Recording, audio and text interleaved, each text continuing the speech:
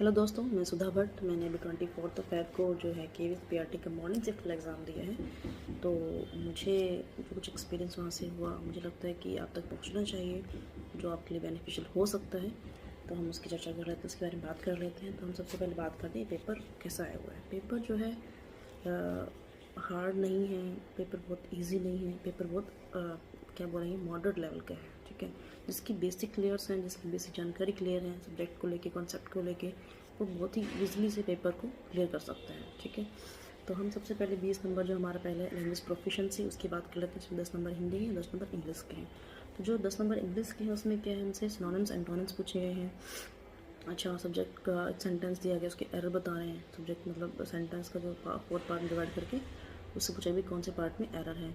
एक जो सेंटेंस को 4 पार्ट में डिवाइड किया गया और आपको सब सेंटेंस को रीअरेंज करना है कि सबसे सही सेंटेंस कौन सा होगा। ठीक है दोस्तों, और हम सबसे पहले सिंटोनिम्स एनोनिम्स वगैरह की बात कर रहे थे भी कैसे आए हुए हैं। तो मैं आपसे कहना चाहूँगी बहुत हार्ड नहीं आए हुए कि आपको बहुत ज़्यादा एक हाई लेवल पे याद करने की ज़रूरत है। जो जैसे कि हम सबके पास नॉर्मली जैसे हम तैयारी कर रहे हैं, तो ऑब्वियसली हमारे पास लुसेंट की, आई थिंक लुसेंट की या फिर किसी और प्रकाशन की आपके पास बुक हो सकती है।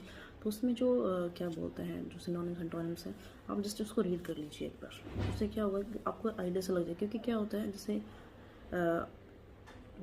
हमने वर्ड पढ़ा तो हमने इसके ऑप्शन देखते हैं, हमें कहीं ना कहीं आइडिया हो जाता है हमें।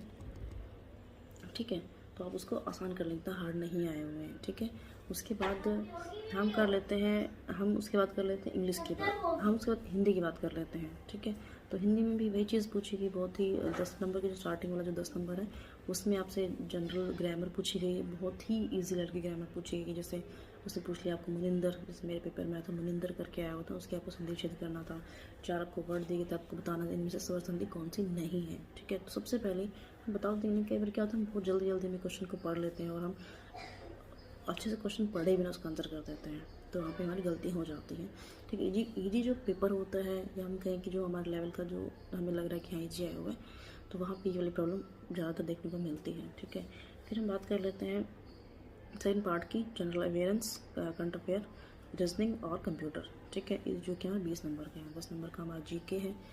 तो उसमें सिर्फ एक मैं आपको सजेस्ट करूँगी, IFFI international film fair awards in India, या Indian international film fair award ऐसे करके है। 53rd एडिशन अभी गोवा में हुआ है। तो उसमें जो है उसमें से क्वेश्चन आ रहे हैं, जरूर एक क्वेश्चन आ रहा है। जैसे अभी लास्ट के शिफ्ट में एक क्वेश्चन रिपीट हुआ है कि who was the like personality of the year, किसे चुना गया है। तो चिरंजीवी जो एक अभी तेलुगु अभिनेता, उनको चुना गया है। मेरे वाले शिफ्ट में आया हुआ था कि किसे मेन लीड एक्ट्रेस का अवार्ड दिया गया है। ठीक है, तो वो है डेनियल मेरिन नवारो। तो ऐसे ही उनसे क्वेश्चन जरूर आ रहा है। और जो बाकी लोग क्वेश्चन हैं वो डायरेक्ट करंट अफेयर से नहीं है, वो कहीं ना कहीं जो क्या बोलते हैं उसको, जैसे बोलते हैं जनरल अवेयरेंस, तो वो चीज़ है, वो वहाँ से पूछी गई है। रीजनिंग एबिलिटी में 5 में से 4 क्वेश्चन बहुत ईजी मिलेंगे। ईजी मिले मतलब मुझे तो, और मुझे सबको ही मिले होंगे, सब बता रहे हैं रीजनिंग बहुत ईजी रही है। तो एक क्वेश्चन सिटिंग अरेंजमेंट वाला जो क्वेश्चन आता है वो थोड़ा सा मतलब घुमाने वाला है, तो उसको मैं सजेस्ट करूँगी आप बहुत ध्यान से करिए। एक बार में अच्छे सेंटेंस को मतलब 2 से 3 बार क्वेश्चन को पढ़िए, तब आपको क्या बोलते हैं, आप अंदाज़ा लगा पाएंगे। ठीक है, मतलब कर सकते हैं आप, ऐसा नहीं कर सकते, बहुत अच्छा है मतलब। फिर उसके बाद आता है हमारा पार्ट नंबर 3, पेडागोगी आता है।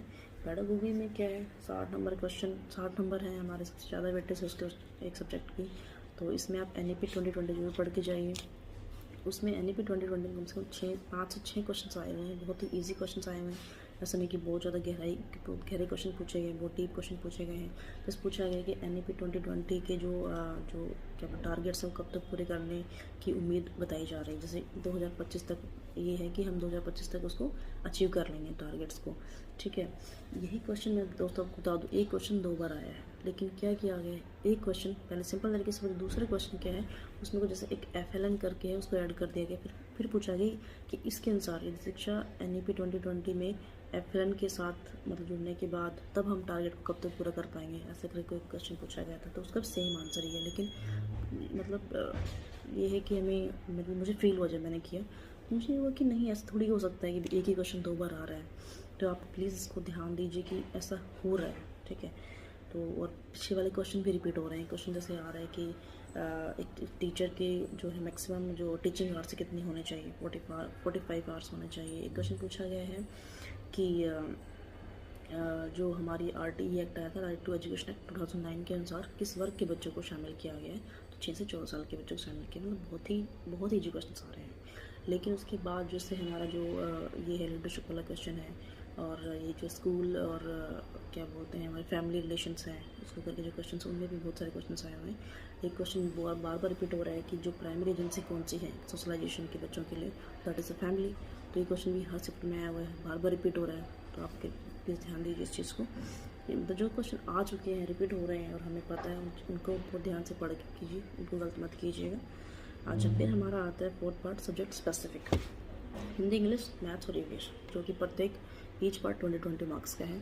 तो हम सबसे पहले हिंदी की बात कर लेते हैं दोस्तों। हिंदी में सबसे मेन प्रॉब्लम क्या आई हुई है, हिंदी में 6 से 7 क्वेश्चन दो हैं, वो direct 3rd, 4th, 5th class की जो हिंदी की बुक्स हैं, उनसे NCERT की जो बुक्स हैं उनसे लिखे हैं, उनसे डायरेक्ट क्वेश्चन उठाए गए हैं। जैसे हम जो छोटे होते हैं, जैसे लेसन याद किए हैं, क्वेश्चन आंसर किए हैं, सेम वैसे कि वैसे। जैसे आपको टाइटल दे दिया कि भाई जैसे खिलौने वाला, तो उसके आपको बताने की राइटर कौन है, ठीक है, और जो खिलौने वाला जो लेसन है उसके अंदर मेन कैरेक्टर का क्या नाम है, ठीक है, और उसका जो मोरल क्या है, वो क्या सिखाना चाहता है बच्चों को उसके थ्रू। इस टाइप से क्वेश्चन आए हुए हैं। जैसे झिलमिल है, रिमझिम है, ये 3rd, 4th, 5th की जो ऐसे ही हैं, इनके नाम ऐसे ही, किसी का क्या बोलते हैं, रिमझिम है, झिलमिल है, एक और नाम है, तो मुझे याद नहीं है एक्चुअली, क्योंकि मैंने नहीं किया है। क्योंकि उन 7 नंबर के लिए आपको ये लगा लीजिए, मैं यदि एक क्लास के मान लीजिए 10 लेसन भी हैं, तो आप 3rd से लेके 4th, 5th, इवन तो 2nd क्लास भी इंक्लूड है, तो हर एक के 10-10 लेसन, 10 तो बहुत कम मैं बता रही हूँ, ज़्यादा ही हैं, ठीक है।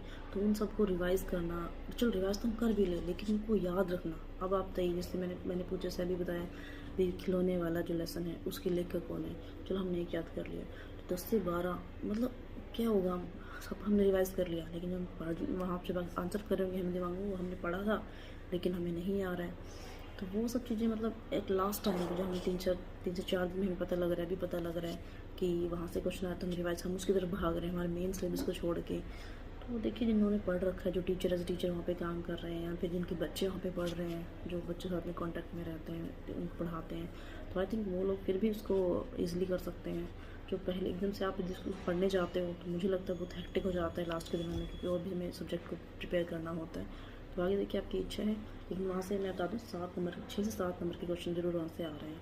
उसके बाद एक आ रहा है पैराग्राफ, हिंदी का पैराग्राफ, वो जो बहुत ही ईजी लैंग्वेज से पूछा गया है, हर एक क्वेश्चन का आंसर वहाँ से आ रहा है, उस पैराग्राफ में से आ रहा है, बहुत ही ईजी लैंग्वेज में पूछा गया है। तो वो जो 6 नंबर वो फ्री के हैं दोस्तों, ठीक है। फिर उसके बाद हमारे बचते हैं और जो ग्रामर पूछी गई है, जैसे एक सेंटेंस दे दिया गया है आपको भी, राम पत्र लिखता है, ठीक है, तो इसमें क्रिया कौन सी है, सब्जेक्ट कौन सा है, ठीक है। और ऐसे ही क्या है, हाँ दोस्तों, कारक पूछे गए हैं, समास पूछे गए हैं, ठीक है, जैसे पेड़ से पत्ते गिरते हैं, ये राम की साइकिल है, ऐसे करके बहुत ही इतना हार्ड नहीं, बहुत ही ईजी से एक बार आप जस्ट रीड कर लीजिए उनको, आपको अंदाज़ा लग जाएगा।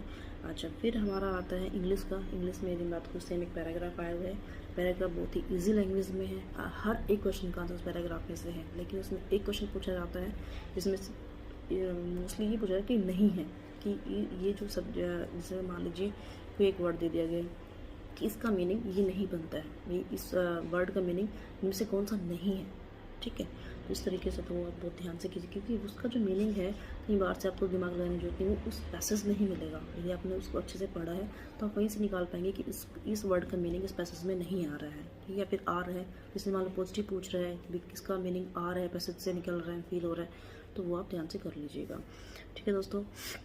और हाँ, सबसे मेन बात मैं कहूँगी, वॉइस और नरेशंस कम से कम 4 नंबर के पूछे, 4 नंबर के वॉइस और 4 नंबर के नरेशंस पूछे जा रहे हैं, ठीक है। बहुत इजी पूछे जा रहे हैं, कोई हार्ड नहीं है, ठीक है, बहुत सिंपल से पूछे जा रहे हैं, लेकिन ज़रूरत है हमें क्वेश्चन को ध्यान से पढ़ने की और उसके आंसर करने की, ठीक है।